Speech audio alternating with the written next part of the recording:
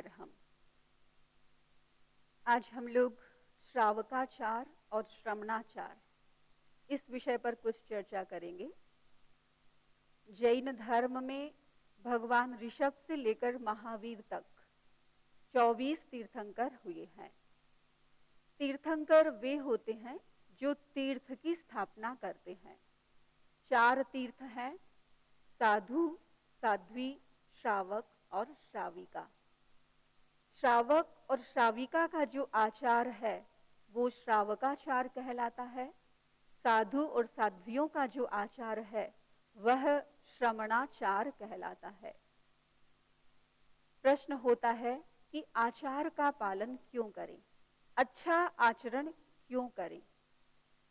हम जानते हैं कि हर व्यक्ति का अल्टीमेट गोल जो है, अंतिम लक्ष्य जो है वो है मोक्ष प्राप्त करना, जन्म और मृत्यु की इस श्रृंखला से ऊपर उठना, उससे मुक्त होना।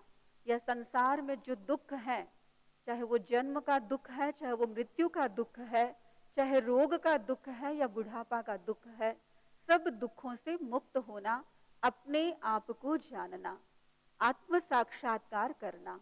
तो इन सब चीजों को प्राप्त करने के लिए बहुत आवश्यक है हमारा आचार अच्छा हो, आचरण अच्छा हो। क्योंकि कहा जाता है practice makes a man perfect, knowledge not makes a man perfect. अभ्यास के द्वारा ही व्यक्ति निष्णातता को प्राप्त करता है, केवल ज्ञान से कुछ भी नहीं होता।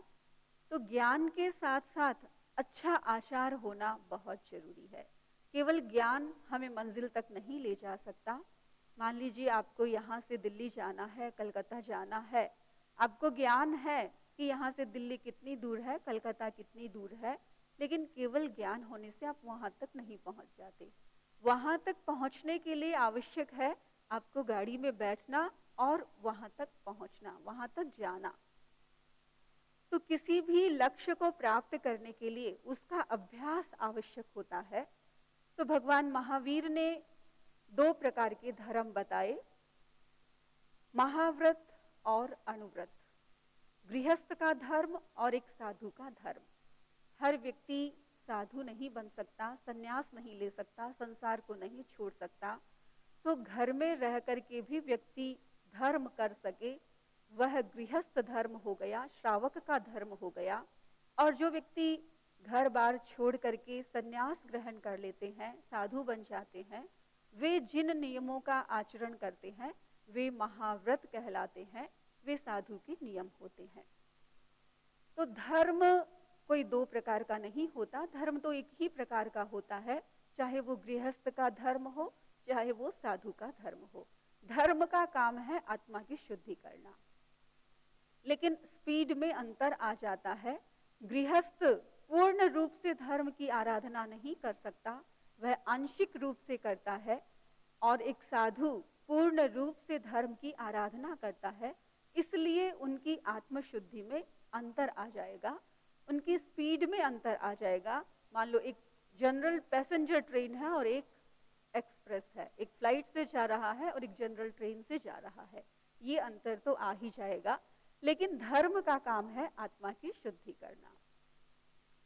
भगवान महावीर ने श्रावक के लिए धर्म बताया और साधु के लिए भी धर्म बताया। तो सबसे पहले श्रावक कौन होता है इसे हम जाने। श्रावक का मतलब होता है कि जो घर में रह करके कुछ छोटे छोटे नियमों की, व्रतों की आराधना करे, वह श्रावक होता है। दूसरा नाम श्रावक का हमें जो मिलता है वो है श्रमणोपासक, यानी जो श्रमण साधु की उपासना करता है, उनके पास बैठता है, उनसे कुछ ज्ञान सीखता है, वह श्रावक कहलाता है। श्रावक का जो आचार है वह श्रावकाचार कहलाता है। भगवान महावीर ने श्रावकों के लिए ऐसे कुछ 12 बातें बताई जिनका आचरण करके वह अपनी आत्मा की शुद्धि कर सकता है। और एक प्रकार से देखा जाए तो ये 12 संकल्प, 12 व्रत एक अच्छी जीवन शैली का निर्माण करते हैं। तो जैन की या हर व्यक्ति की एक जीवन शैली कैसी होनी चाहिए, तो मैं ये कहना चाहूंगी कि ये जो 12 छोटे छोटे नियम बताए जा रहे हैं, ये यदि हमारी लाइफ में आते हैं तो हमारी जीवन शैली बहुत अच्छी हो सकती है। वे 12 व्रत में, उन 12 व्रतों में 5 अणुव्रत हैं, 7 सप्लीमेंट्री वोज जिनमें 3 गुण व्रत और 4 शिक्षा व्रत हैं। पहला अणुव्रत अहिंसा अणुव्रत है। एक श्रावक पूर्ण रूप से अहिंसक नहीं हो सकता। उसे अपने जीवन को चलाने के लिए छोटी मोटी हिंसा करनी पड़ती है, आवश्यक हिंसा करनी पड़ती है, लेकिन एक श्रावक अनावश्यक हिंसा से बच सकता है। बड़ी बड़ी जो हिंसाएं, स्थूल जो हिंसाएं हैं, उनसे बच सकता है, जैसे जंगल को जला देना, जंगलों को कटवा देना, या कुछ ऐसा बिजनेस करना जिसमें बहुत हिंसा होती है। तो हिंसा से बचने के लिए श्रावक को चाहिए कि वो इस प्रकार का एक नियम ले कि जिन चीजों में ज्यादा हिंसा होती है वैसे कार्यों को वो नहीं करेगा।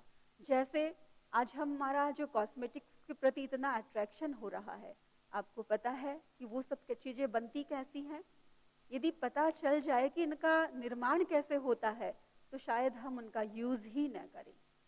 आप लोग फर के कोट पहनते हैं, फर की टोपी पहनते हैं, फर के पर्स लेते हैं, पर पता है कैसे जीवों की हिंसा करके इन चीजों को बनाया जाता है।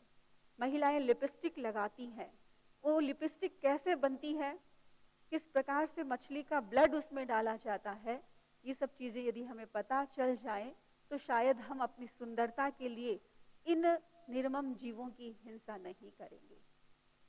आज प्रकृति का कितना दोहन हो रहा है। प्रकृति अपने आप में जो हमारा एनवायरनमेंट है वो भी लिविंग बीइंग है, उनके प्रति हमारा एक जो सात्विक भाव है वो नहीं है, जिसके कारण हम उसका बहुत एक्सप्लॉइटेशन कर रहे हैं, शोषण कर रहे हैं। हम नॉन वेज चीजें जो खाते हैं, अंडा है, मुर्गी है, मछली है, ये सारी चीजों में बहुत हिंसा होती है। आज जो ये इतना आतंकवाद बढ़ रहा है, तो ये सारी चीजें हिंसा, मतलब बहुत बड़ी हिंसा करने वाली है। तो एक श्रावक को चाहिए कि ऐसी चीजें जिनको वो अवॉइड नहीं कर सकता, वो तो उसके लिए जरूरी है, लेकिन बड़ी बड़ी बातें, बड़ी बड़ी चीजें जिसमें बहुत हिंसा इन्वॉल्व होती है, उसको वो छोड़ सकता है। हिंसा के 3 प्रकार बताए गए, आरंभजा हिंसा, विरोधजा हिंसा, संकल्पजा हिंसा। आरंभजा हिंसा का मतलब वही कि जो हम अपने जीवन को चलाने के लिए, बेसिक रोटी कपड़ा मकान प्राप्त करने के लिए जो छोटी मोटी हिंसा होती है, जिसको हम अवॉइड नहीं कर सकते, जीविका चलाने के लिए आवश्यक है, वो आरंभजा हिंसा है। विरोधजा हिंसा का मतलब है कि किसी ने हम पर अटैक कर दिया तो अपनी सुरक्षा के लिए हम उस पर वापस अटैक कर सकते हैं, वो भी फिर भी एक श्रावक के लिए आवश्यक है। लेकिन संकल्पजा हिंसा यानी किसी ने हमारा कोई नुकसान नहीं किया, फिर भी एक संकल्प पूर्वक किसी दूसरे का अहित करना, दूसरे के साथ गलत व्यवहार करना हिंसा होती है। तो इस संकल्पजा हिंसा से श्रावक को बचना चाहिए। हिंसा केवल किसी को जान से मार देना ही नहीं है, सूक्ष्म रूप से हम देखें तो मन से बुरा सोचना भी हिंसा है, मन में नेगेटिव भाव लाना भी हिंसा है, वाणी से किसी को हर्ट करना वह भी हिंसा है, और शरीर से किसी को मारना तो हिंसा है ही। तो पहला अणुव्रत अहिंसा अणुव्रत, यानी हम संकल्प लें कि हम अननेसेसरी हिंसा नहीं करेंगे, या जो बड़ी हिंसा जैसे जंगल को कटवाना इत्यादि, या ऐसा व्यापार जिसमें बहुत हिंसा होती है, वो सब नहीं करेंगे। श्रावक का दूसरा नियम है सत्य अनुव्रत। एक श्रावक पूर्ण रूप से झूठ का त्याग नहीं कर सकता है, उसे कहीं छोटी मोटी बातों के लिए शायद झूठ का सहारा लेना पड़ता है, लेकिन बहुत बार हम ऐसा झूठ बोल देते हैं जिससे किसी का बहुत बड़ा नुकसान हो जाए। तो ऐसा झूठ एक श्रावक को नहीं बोलना चाहिए, या किसी दूसरे पर बिना किसी प्रूफ के बहुत बड़ा ब्लेम लगा दें, या किसी के मर्म की बात, किसी ने अपनी सीक्रेट बात हमको बताई थी, उसे हम सबके सामने प्रकट कर दें, या किसी को हम मिसगाइड करें। तो इस तरीके की चीजें सत्य अनुव्रत को स्वीकार करने वाला श्रावक अवॉइड करता है, इनको उसे नहीं करना चाहिए। तीसरा व्रत है अस्तेय अनुव्रत। अस्तेय का मतलब दूसरे की वस्तु को नहीं चुराना, बिना परमिशन किसी दूसरे की वस्तु को नहीं लेना। तो इसलिए हमें चोरी को छोड़ना चाहिए। चोरी एक तो होती है कि छोटी मोटी टैक्स की चोरी एक श्रावक के लिए आवश्यक हो सकती है, उससे भी बचना चाहे तो बचा जा सकता है, लेकिन बड़ी चोरी जैसे किसी के ताला तोड़ करके कुछ सामान निकाल लेना, या किसी का बहुत बड़ा जो चीज है उसको उठा लेना, तो इस तरीके की चोरी को एक श्रावक को छोड़ना चाहिए। या जैसे स्मगलिंग करना, तस्कर जो करते हैं वो सब नहीं करना चाहिए। या राज्य में जिस चीज का आयात निर्यात करना मना है, उस चीज को भी यदि हम करते हैं तो वो भी एक प्रकार की चोरी होती है। तो एक श्रावक को उससे बचना चाहिए। चोरी भी व्यक्ति 4 प्रकार से करता है, द्रव्य से, क्षेत्र से, काल से और भाव से। द्रव्य से चोरी का मतलब जैसे किसी की कोई भी वस्तु उठा ली, किसी का पेन उठा लिया, किसी की कॉपी उठा ली, किसी के रुपए ले लिए, तो ये द्रव्य की चोरी है। क्षेत्र की चोरी का मतलब किसी की भूमि है, उस भूमि पर अपना नामकरण कर दिया, उस भूमि की चोरी कर ली, तो ये उसके स्थान की चोरी हो गई। काल की चोरी का मतलब है कि इंटरेस्ट देने का जो समय था उस टाइम को चेंज कर दिया, तो ये काल की चोरी हो गई। और भाव की चोरी का मतलब है कि किसी ने कोई आर्टिकल लिखा, किसी ने कोई पोएम लिखी, उसको अपने नाम से पब्लिश करवा देना, तो ये एक प्रकार से भाव की चोरी हो गई। तो श्रावक को इस प्रकार की चोरियों से बचना चाहिए। चौथा अनुव्रत है स्वदार संतोष अनुव्रत। एक गृहस्थ सन्यासी नहीं होता, इसलिए उसे अपनी वंश परंपरा को चलाने के लिए शादी करनी होती है, पर उसे इस प्रकार का संकल्प रखना चाहिए कि मैं अपनी पत्नी में संतोष रखूंगा या मैं अपनी पति में संतोष रखूंगी, मैं वेश्यागमन नहीं करूंगा, मैं पर स्त्री पर बुरी नजर नहीं रखूंगा।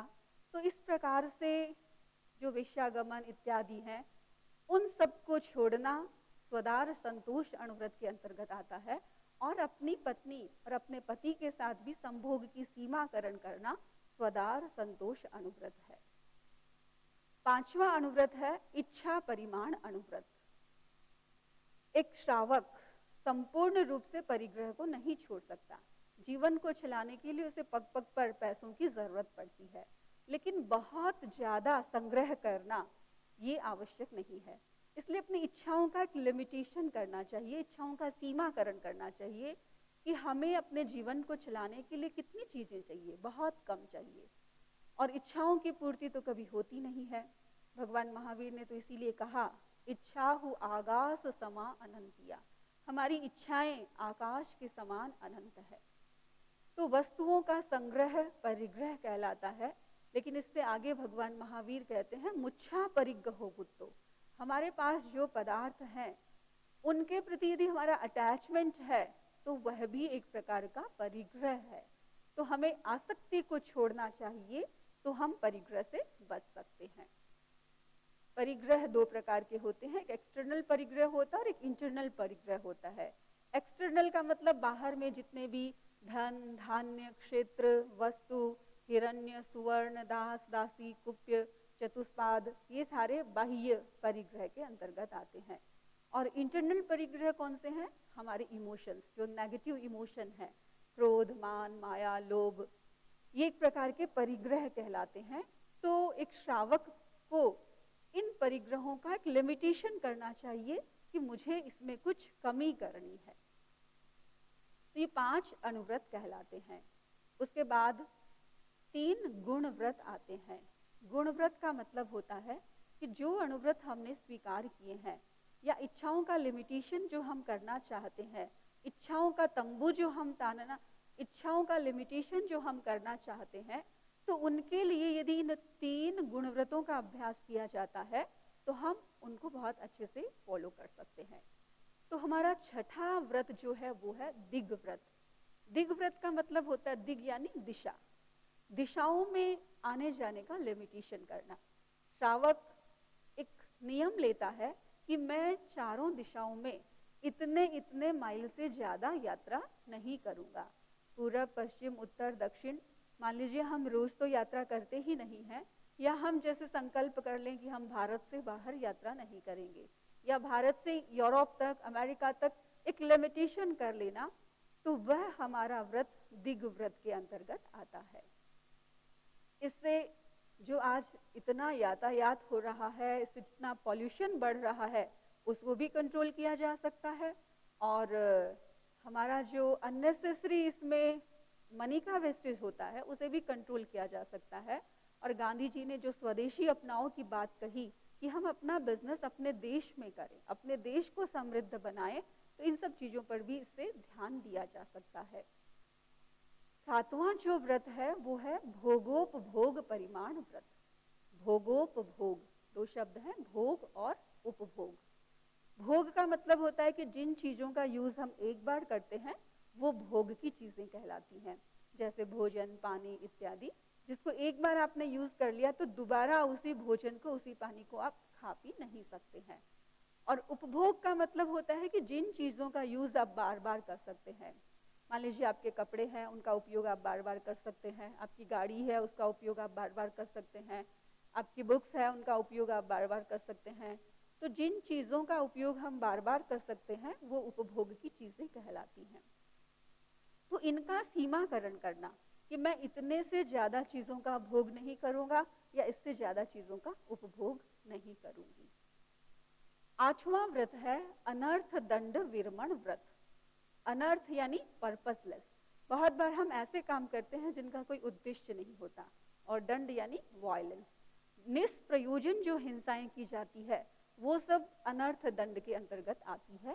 तो एक श्रावक को बिना किसी प्रयोजन के इस तरीके के कार्य नहीं करने चाहिए।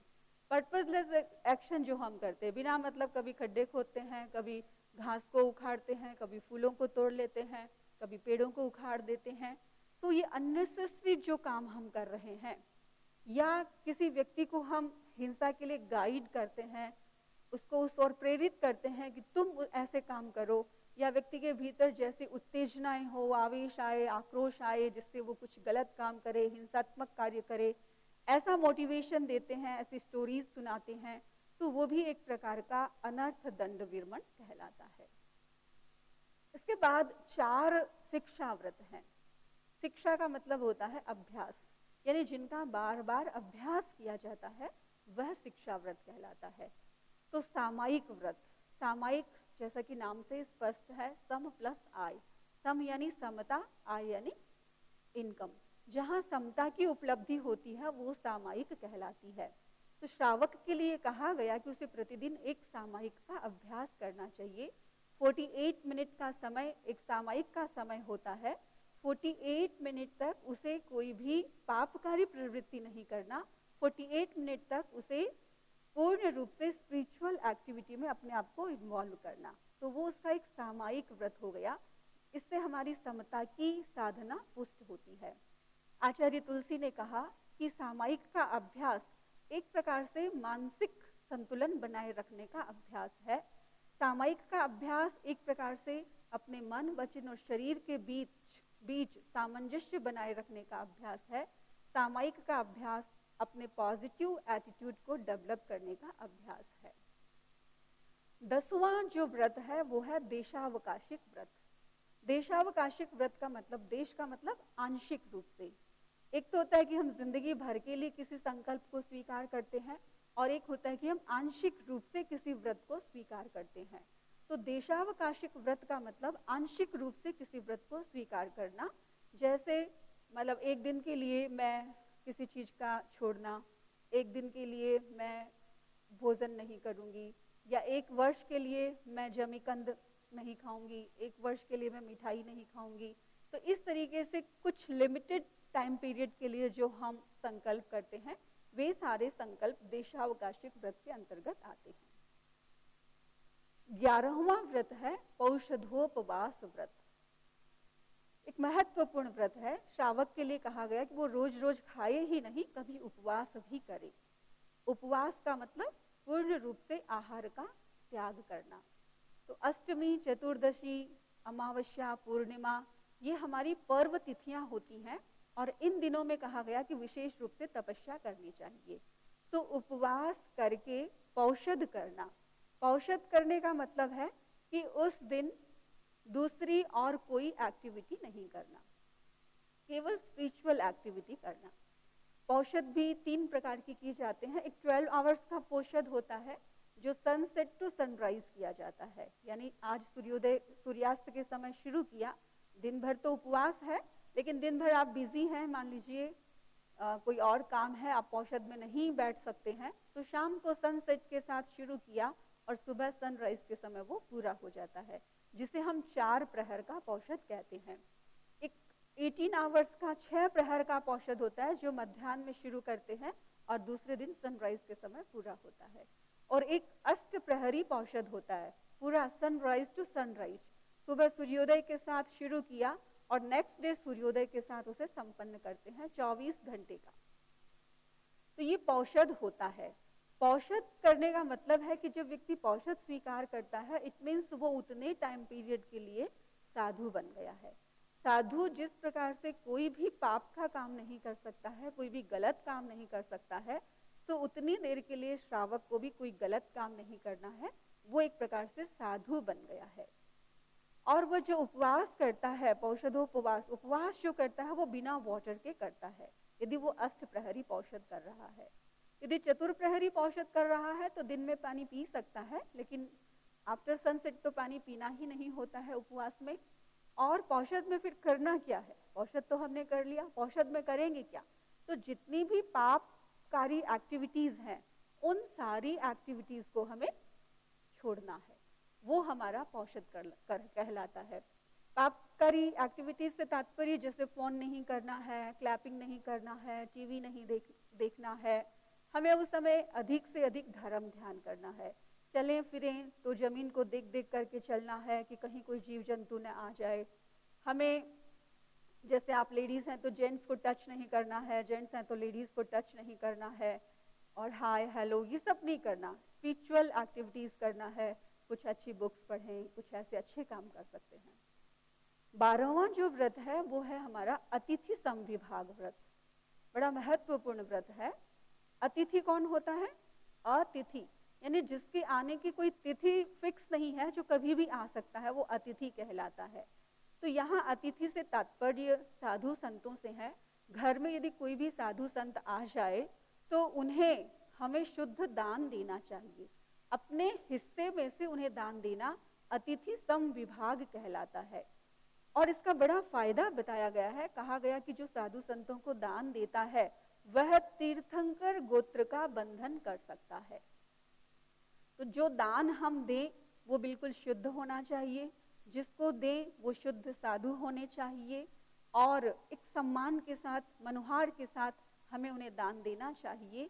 वो सचित्त चीज नहीं होनी चाहिए। इसका पूरा विवेक बताया गया कि साधु को कौन सी चीजें देनी चाहिए, कौन सी चीजें आप नहीं दे सकते हैं। तो अतिथि समविभाग व्रत का मतलब है कि अपने हिस्से में से साधु संतों को कुछ दान देना। तो ये 12 व्रत श्रावकों के होते हैं जो श्रावकाचार के अंतर्गत आते हैं। दूसरा मैंने आपको बताया था श्रमणाचार, साधु का आचार। साधुओं के लिए भी कुछ नियम मर्यादाएं बताई गई। तो जो साधु होते हैं उनके लिए क्या करणीय होता है? साधु के लिए एक शब्द आया श्रमण। श्रमण में 3 अर्थ निकलते हैं इसके, श्रमण, समन और समन। श्रम, सम, शम। साधु कौन होता है? श्रम, श्रमण यानी श्रम। जो श्रम करता है, स्वावलंबी जीवन जीता है, वह साधु होता है। साधु के कोई नौकर चाकर नहीं होते हैं, श्रावक के तो फिर भी नौकर चाकर होते हैं, लेकिन साधु स्वावलंबी होता है, वो अपना हर कार्य स्वयं करता है, वो श्रमशील होता है। दूसरी बात समन, सम यानी वो समता का अभ्यास करने वाला होता है। उसके सामने कैसे भी परिस्थिति आए, अनुकूल प्रतिकूल, वो हर परिस्थिति में समता रखने का अभ्यास करता है। और तीसरी बात शम, शम यानी जिसके क्रोध, मान, माया, लोभ के भाव शांत होते हैं, कम होते हैं, उपशांत होते हैं, वो श्रमण साधु कहलाता है। जैसे श्रावकों के लिए 12 अणुव्रत बताए गए, वैसे ही साधु के लिए 5 महाव्रत की बात आती है। अहिंसा महाव्रत, सत्य महाव्रत, अचौर्य महाव्रत, ब्रह्मचर्य महाव्रत और अपरिग्रह महाव्रत। अणुव्रत और महाव्रत में इतना ही अंतर है कि अणुव्रत में आंशिक रूप से नियम लिए जाते हैं, लेकिन महाव्रत में पूर्ण रूप से नियम लिया जाता है। वहां कहीं कोई अपवाद नहीं होता। एक साधु अहिंसा महाव्रत को स्वीकार करता है तो कैसी भी परिस्थिति आए हिंसा नहीं कर सकता। ये नहीं कि आज तो कोई विशेष कार्य है इसलिए हम हिंसा कर लें, ऐसा नहीं है। हर कंडीशन में उसे अहिंसा का पालन करना होता है, हर कंडीशन में सत्य का पालन करना होता है, किसी भी चीज की वो चोरी नहीं कर सकता है और ब्रह्मचर्य का पूर्ण रूप से उसे पालन करना होता है और परिग्रह के नाम पर वो एक पैसा भी अपने पास नहीं रखता है। तो साधु इन 5 महाव्रतों का पालन करते हैं, मन से, वचन से और शरीर से। इसके साथ साथ 5 समितियां होती हैं जिनका पालन भी एक साधु को करणीय होता है। इरिया समिति, इरिया समिति का मतलब चलते समय देख देख करके चलना, कहीं कोई जीव जंतु की हिंसा मेरे पैरों के नीचे न हो जाए, ऐसा ध्यान रखना। बहुत बार लोग चलते हैं दाएं बाएं, बहुत दूर तक देखते हुए चलते हैं, ऐसा नहीं, शरीर प्रमाण भूमि को देख करके चलना इरिया समिति कहलाती है। दूसरा है भाषा समिति। भाषा समिति का मतलब है विवेक पूर्वक बोलना, बोलने में विवेक रखना, अप्रिय नहीं बोलना, कटु नहीं बोलना, झूठ नहीं बोलना। एषणा समिति का मतलब है, क्योंकि साधु हर चीज के लिए श्रावकों पर डिपेंड होता है, तो जो भी चीज उसे चाहिए उसकी वो गवेषणा करता है, एषणा करता है, तो पूरी जांच पड़ताल करके उस चीज को ग्रहण करना। आदान निक्षेप समिति, आदान यानी ग्रहण करना, निक्षेप यानी रखना। किसी भी चीज को ग्रहण करना है, उठाना है या वापस रखना है, तो उसमें भी ध्यान रखना कि रखते समय कहीं कोई छोटे मोटे जीव जंतुओं की हिंसा न हो जाए।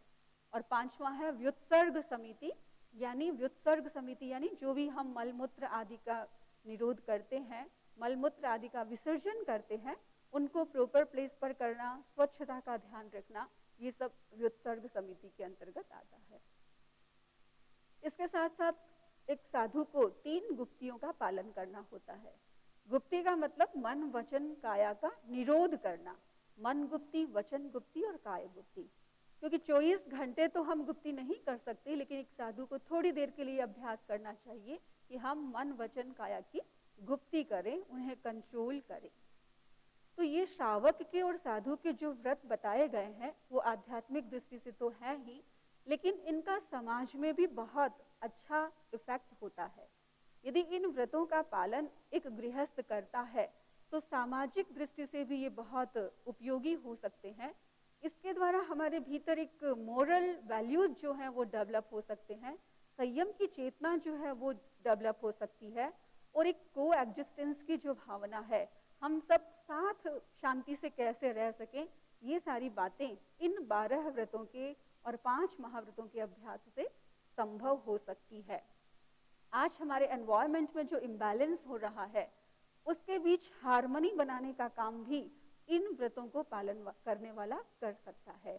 आज हम देख रहे हैं कि ग्लोबल वार्मिंग बढ़ता जा रहा है। इस ग्लोबल वार्मिंग का कारण क्या है? ग्लोबल वार्मिंग क्या है? हम सब जानते हैं कि हमारे पृथ्वी का जो टेम्परेचर है वो बहुत बढ़ रहा है और उसी को हम ग्लोबल वार्मिंग कहते हैं।